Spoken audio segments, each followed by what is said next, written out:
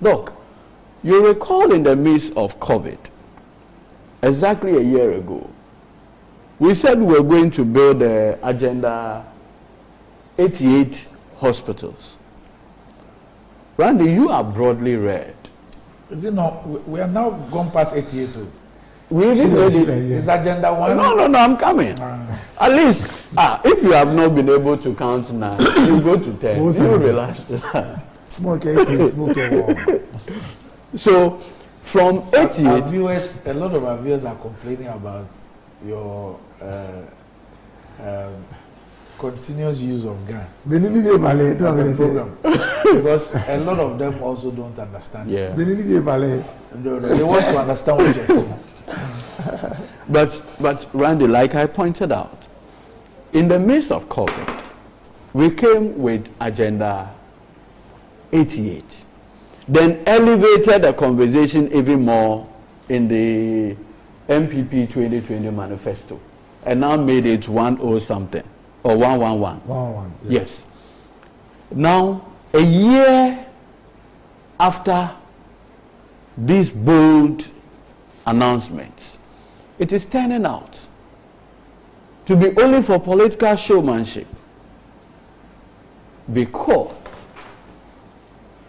these 88 hospitals, nothing serious had happened relative to the announcements. The last time I checked, we have been told that it is getting difficult getting sites in certain communities or districts. And so that is what has delayed the takeoff. My good friend Dr. Kubo, his own place, La, when these things happen, a site was cleared. So let's even use La as a case study. There is no problem with land. The land is available. Now, why can't we start? Let nobody come and say that, look, it has taken us this long time, possibly putting formalities in place, and that is what has delayed.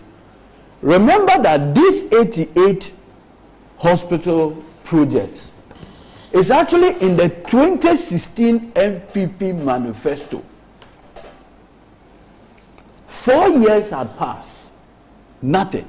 So, for instance, it cannot even be suggested, even remotely, that the processes of putting in place procurement issues, funding issues, among other things, is the cause of the delay.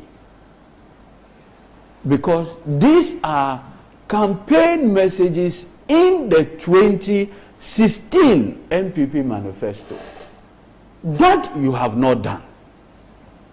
So, propagandists, spin doctors of the MPP must first acknowledge the abysmal failure in putting up the needed health infrastructure in this whole fight against COVID. What motivates shortcutting? Okay. Why would you cut a short? Right, yeah, I'll cut. In fact, talking about La, I have done some search into what is happening. I was part of the 7th Parliament. We approved a facility that was going to use an EPC, engineering procurement contract, to build this La 1. Because I was part of the Parliament that approved the facility, I know that it is on, usually it is on the back. In answer to your question, it is on the back of that. When you've secured the facility, gone to Parliament, have the approval. And I suggest that you've also had some work, because most approvals after that, there are things you have to do to finally get the facility transferred into an account that would allow the construction to start. It is when governments have done all this that normally they can go and cut short, especially when site and everything has been decided on. So what then will explain why? The La 1. Yes. The La 1, for example, when I did my checks, yes, apparently when the facility is secured, and then Parliament approves, there are some insurance. I mean, you might know more of the how do you call it, the arrangement. Ghana had to pay some insurance or deposit or some insurance to allow the release of the funds. Apparently, we're not on the same page on the insurance matters. I learned there was difficulty on a procedure that has to do with letting the funds come. And thankfully, Finance Ministry has resolved that problem. So, because I also talked to Health Minister, and he said that was the problem they were having. You spoke with who? Minister of Health. Okay. It had to do with an insurance or something that we worked on for Finance Ministry. So now that maybe double check just in case. Okay. Oh yeah. Oh, why just not? in case it was In fact, I've heard from many quarters people expressing worry. You know, I worked in La General myself, so. And the Eastern Region one too. Yes. Same insurance. Well, I'll not mention insurance, but once a facility has been approved by Parliament, the state has gotten approval. Once you don't see the realization, the release for work to start, then it will have to do with some post-approval processes. And why don't you finish all and have a contractor on site and then go and cut the sword? Randy, you see, that one too, I think I'll not say conventional. Well, you know, you in Parliament, you have the experience of, I mean, there are many things that are approved in Parliament that sometimes don't even see the light of the day.